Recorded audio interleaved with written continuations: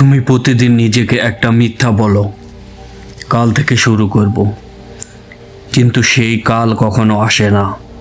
তুমি অপেক্ষা করো সঠিক সময়ের জন্য, মুড আসার জন্য, কিন্তু সফল মানুষরা অপেক্ষা করে না, তারা কাজ শুরু করে দেয়। তুমি জানো কি তোমার সবচেয়ে বড় শত্রুকে? তুমি নিজেই। তোমার অলসতা, তোমার অজুহাত, তোমার ভয়, এগুলোই তোমাকে আটকে রেখেছে। তুমি বড় হতে চাও কিন্তু কষ্ট নিতে চাও না।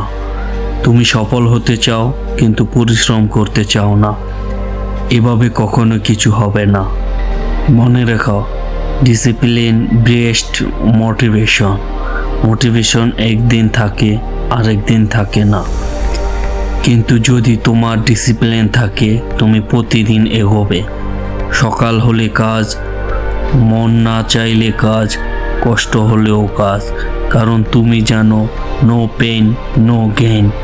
আজকে তুমি যা করছো 5 বছর পরে সেটা তোমার জীবনে হবে। তুমি কি চাও, আফসোস না সফলতা? সিদ্ধান্ত আজকেই নিতে হবে, কারণ সময় কাউকে সুযোগ দেয় না, সময় শুধু পরীক্ষা নেয়।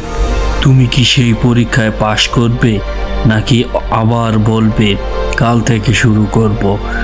আজকে আর অজুহাত না, আজকে আর অলসতা না, আজকে শুধু কাজ, কারণ তোমার স্বপ্নের দাম আছে, and you have a pay it with hard work. Start today, no excuse.